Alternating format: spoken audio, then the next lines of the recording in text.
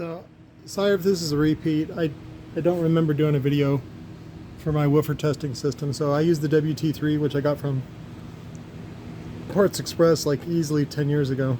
Probably closer to 15 years ago. And this is a little computer setup that I inherited from the shop Bob Beatty at On the Road Again and Mikey. And this is just I think it's a Duron 900 running XP. So, good screensaver though. For background, wallpaper, desktop, whatever you want to call it. So, there's a couple habits that happen with this. XP tends to run into, I think it's called like memory leak, where sometimes it just forgets what it was doing, especially if it's not doing anything and it just needs to be reset. Sometimes you need a soft reset, meaning you just got to close the app and then open up the app and it'll clear it up. Sometimes you got to do a hard reset, which is where you just restart. And then a lot of times, again, this is all stupid Microsoft stuff putting crap in there. And then it'll say, you have unused icons on the fucking desktop. I'm like, go mind your own fucking business, Bill Gates. One of the things you want to keep track of though on here is make sure that your volume on your sound card is all the way up. That's what you want to make sure when you're doing this. And then this is the Skar TXL, which of course was a limited run that they, whatever. They said they were having problems on the tinsel leads. I did upgrade to the 10-inch. Mostly this is about perceived value, and I also wanted to just make sure I could do it. And it's fine. There's no real performance advantage. What I did do though is I hardwired it to 2 ohm for a couple of reasons, but mostly just for the most bang for your buck type of power handling. I ended up using the we've used this surround on the TI frame, so it actually has quite a bit of throw. I think I was able to get on a ZV4 15, I was able to get like almost 4 inches. So it doesn't look very big, but it actually does really well. So I just tested it. It has the typical 2-inch, X-Max type of linear excursion. So, and I just want to get the TSPs here. I basically broke it in. The FS looks like it's right around 30-ish. Yeah, 36. So it'll probably break in and get a little more soft over time. Probably right around 34, 33 is where it'll settle in. And then what you want to do is I use an old weed scale. You used to not be able to call it a weed scale. Now you can call it a weed scale. But these, at the time, again, I bought this like fucking 15 years ago. 10 bucks on Amazon, shipped. And here's the kicker. It goes all the way to a kilo, which is very nice. So just turn it on. You want to have the mass in grams. This is generic silly putty mixed with a couple of washers to make it heavy. So, and typically it's right around 517. So I'll go there. There it is, 516. So that accuracy you'll find out it's not really super accurate. It doesn't really need to be. So, but you do the sweep first, which is where it says do a free air sweep, and then you want to put your mass on, and then you want to make sure your mass is in there. So watch, at the old measurement I got was 515.7. And then you want to put your diameter in there. This is going to affect your VAS, so you want to make sure your diameter is correct. Typically what I do is I minus 1.5 inches off the diameter. So this is an 18, so that would be 16.5. So that way I just change this one number right there, piston diameter. So I'll change that to 16. And the reason why I do that is so that I get more apples to apples, oranges to oranges numbers when comparing drivers and sizes. I'll say, well, the 18-inch in this, blah, blah, blah. It just gives a little more consistency for my records. If you want to be super exact, that's something different. And you don't want to rely on these programs for building a box.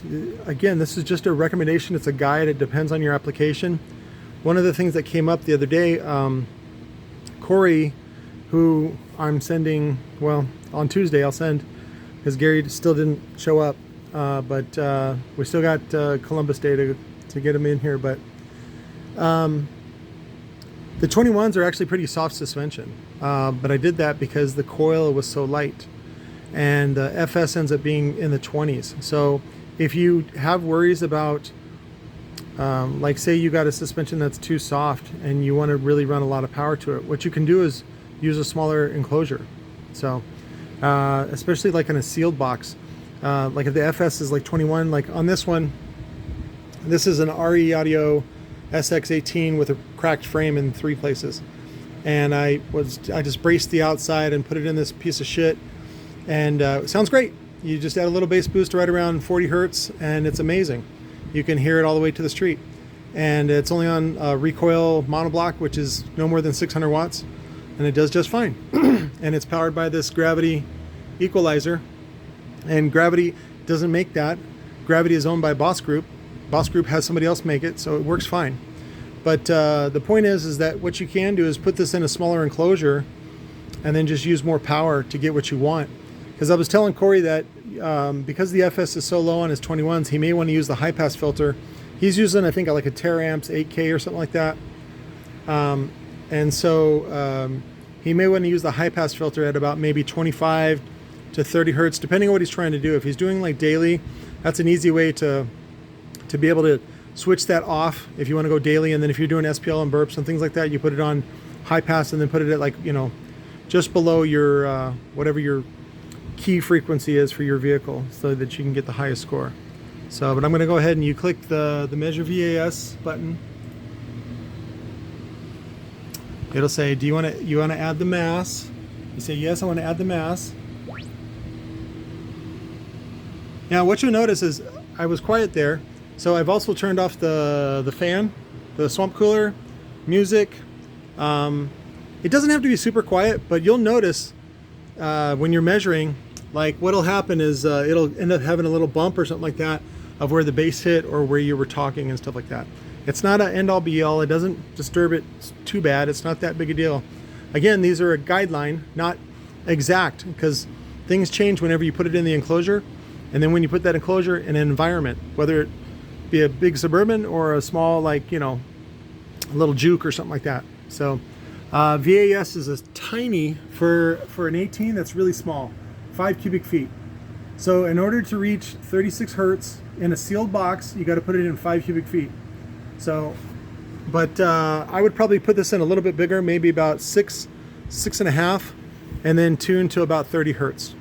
And so what'll happen is that's about as low as you're going to get it. I'll probably do make it like a 32 recommendation. I think the guy actually already has one made. So, but anyways, if my recommendations, if you didn't have a box, I'd say put it in about 6 cubic feet, because it's got a pretty big motor, and it can handle some power, probably right around 2, maybe 3 kilowatt, and you know, 3.5 inch voice coil, so it's pretty good.